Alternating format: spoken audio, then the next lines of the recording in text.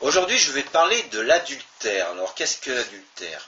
L'adultère, le premier adultère consiste à ne pas respecter l'engagement de fidélité du mariage. Parce que là, je parle du premier adultère. On va voir le deuxième adultère après. Celui ou celle qui trompe son conjoint commet l'adultère.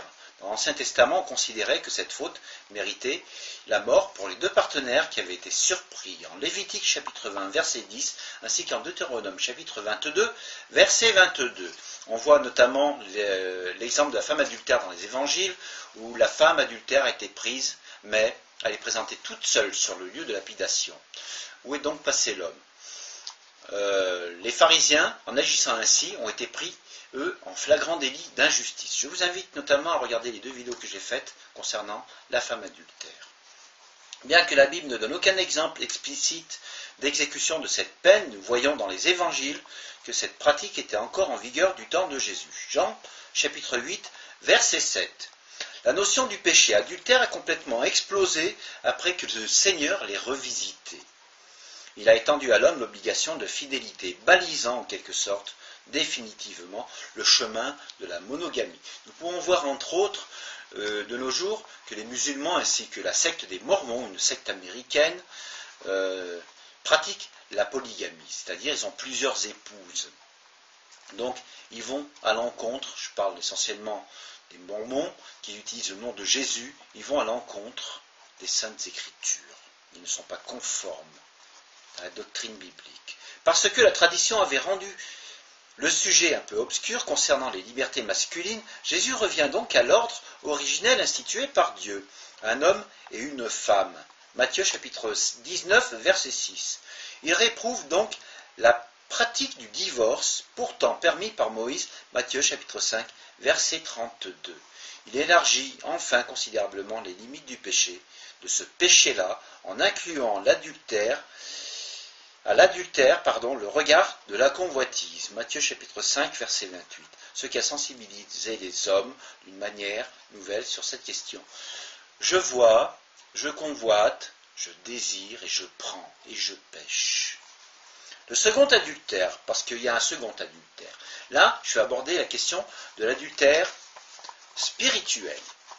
Parce qu'il existe un adultère spirituel qui est mis en lumière par la Bible concerne la personne de Dieu, qui considère dans plusieurs passages prophétiques que son peuple est sa fiancée. Jérémie chapitre 3 verset 9, Ézéchiel chapitre 23 verset 37, ainsi que Osée chapitre 2 verset 2, ou même son épouse. Jérémie chapitre 3 verset 14. Le mot adultère, lorsqu'il est prononcé dans un sens spirituel, évoque donc, d'un point de vue de Dieu, une trahison à l'égard de son amour et de l'alliance que nous avons contractée ensemble. Jacques chapitre 4, verset 4, nous dit entre autres, « Adultère, ne savez-vous pas que l'amitié du monde est inimitié contre Dieu? Quiconque donc voudra être ami du monde se constitue ennemi de Dieu. » La répréhension de cet état d'adultère provient de la jalousie de l'Éternel Dieu, qui est un autre mot pouvant utiliser le cadre d'une relation d'amour ou maritale, par exemple, destinée à nous faire comprendre la manière dont le Seigneur perçoit les choses en ce qui nous concerne. L'exhortation de Paul aux Éphésiens, par exemple, qui demande à des rachetés, objet d'une alliance spirituelle mutuelle, de ne pas attrister l'esprit, doit être entendue comme une expression de jalousie spirituelle. Cette notion de jalousie et d'invitation à la fidélité à l'époux nous entraîne dans la conception divine de la sanctification que Dieu s'attend à trouver dans la vie de ceux et celles qu'il a rachetés, qu'il a aimés d'un amour éternel et puissant comme une marque visible, une séparation qui est le signe d'un engagement, d'une mise à part pour lui, d'une réservation. Nous sommes réservés à Dieu. Ce n'est pas pour nous donner autre chose. Lorsque nous péchons, lorsque nous manquons le but qui consiste à demeurer dans son amour, la grâce de Dieu le conduit à juger avec miséricorde, en dénonçant les travers et en exhortant à un changement d'attitude. J'insiste bien en disant qu'il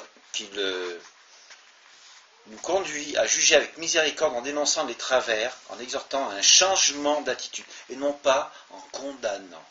Car Dieu est un Dieu d'amour et non pas un Dieu de condamnation. Il sait que nous ne pouvons pas être jugés sans retenue, à cause de l'aveuglement inhérent à notre nature, investie par le péché. Mais il nous fait savoir, en dépit de notre faiblesse, de notre vulnérabilité, de notre infirmité, nous sommes appelés à la fidélité, à la préparation pour l'épouser entièrement. C'est pour cette raison que son esprit nous a été donné. Dans cet ordre d'idées, nous pouvons comprendre que les notions de tiédeur, le froid ou le bouillant, qui sont exprimées à l'église de Laodicée, peuvent être comprises dans le sens de l'amour. Soit j'aime, soit je n'aime pas. Mais si je fais semblant d'aimer, un coup j'aime pas, c'est-à-dire si on est tiède, ça ne peut pas aller. Et non seulement des œuvres. Un amour brûlant est un amour auquel on se livre sans retenue parce que le choix de la personne aimée est imprimé jusque dans les fibres de notre être.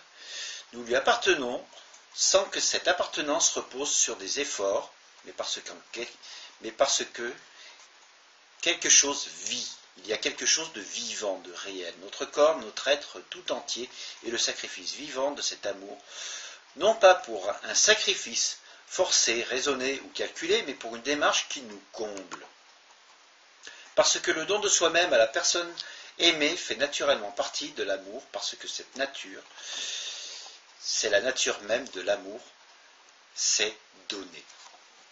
Lorsque la parole de Dieu nous exhorte à demeurer en lui, à persévérer, à lutter, à obéir, c'est parce que ses choix et ses actes permettent à Dieu d'installer en nous de plus en plus profondément la connaissance de son amour qui nous délivrera de nous-mêmes qui sommes prisonniers de notre nature.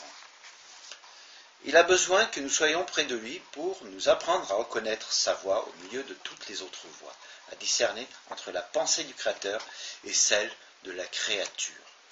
Dans notre vision du chemin restant à parcourir, ce n'est pas l'adultère charnel ou spirituel qui est notre ennemi. Il doit bien sûr être condamné. Mais l'adultère, qui n'est que le symptôme d'une maladie, tout comme le péché, notre ennemi se cache derrière l'adultère spirituel. C'est un mensonge qui prend la place de Dieu et que nous suivons.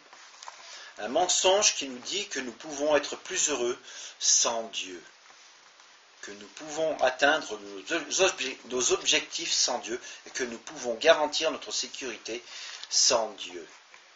Ce mensonge dans lequel le monde est immergé nous parle comme parle la femme étrangère dans Proverbes chapitre 21. Notre ennemi est un usurpateur du trône qui revient à Christ. Notre ennemi, c'est l'addiction que nous avons pour la vie. Les pages sont collées. Pour la vie, l'attachement que nous avons pour nous-mêmes, l'amour de la créature. L'amour de la créature dans le sens d'être prosterné devant l'homme plutôt que devant le Créateur. C'est la victoire du charnel sur le spirituel, le triomphe du naturel sur le surnaturel. C'est aussi un mépris de Dieu, cet état d'adultère spirituel qui pousse à offrir son corps et sa vie au monde, à ses convoitises et à ses consolations, plutôt qu'à Dieu, constitue un sous-royaume de Dieu, car il est rempli de croyants en devenir qui sont aimés de Dieu, d'hommes et de femmes qui veulent sceller une alliance définitive avec le Dieu qui s'est engagé avec eux de la manière éternelle, mais qui ne parviennent pas à abandonner leurs amants, leurs habitudes mondaines. Voilà. Je veux bien me tourner vers Dieu, mais je reste attaché à l'argent. Je veux bien me tourner vers Dieu, mais je reste attaché à l'excès de table. Je veux bien me tourner vers Dieu, mais je reste les yeux rivés sur mon téléviseur, à regarder n'importe quoi. Ce sont ces choses du monde. La grâce de Dieu et sa patience font que tous sont regardés comme des fiancés jusqu'à ce qu'il n'y ait plus un temps pour eux, pour acheter de l'huile. Matthieu chapitre 25. Ils pourraient tous intégrer le corps de l'épouse céleste qui aurait renoncé à elle-même, ainsi qu'à son propre nom, son propre destin, pour revêtir le nom de fiancé et son destin éternel. Mais il y a beaucoup d'appelés et peu d'élus, car l'élection dépend d'un choix dans lequel la croix joue le rôle principal et donc la mort à toute chose. Jésus a dit, celui qui perdra sa vie à cause de moi la gardera.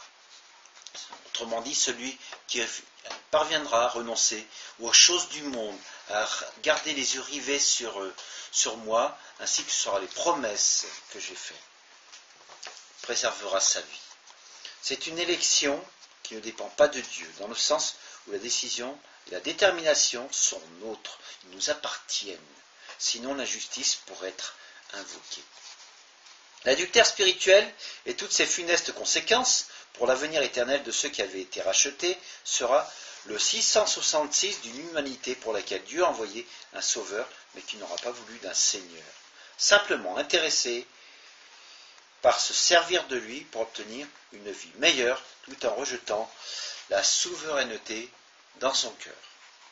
Tournée vers elle-même, vers la créature au lieu du Créateur, le prince de la vie, elle aura chanté des cantiques, participé à des cultes, mais son cœur était éloigné de son cœur. Ésaïe chapitre 29, verset 13. Et combien de croyants dans nos églises prient, chantent des cantiques, mais n'ont pas la conviction du salut au fond d'eux. Pourquoi ? Parce qu'ils ont le cœur qui a encore resté tourné vers les choses du monde. Ils trompent Dieu. Et on ne trompe pas Dieu. Elle l'aura appelé maintes fois Seigneur, ô Seigneur.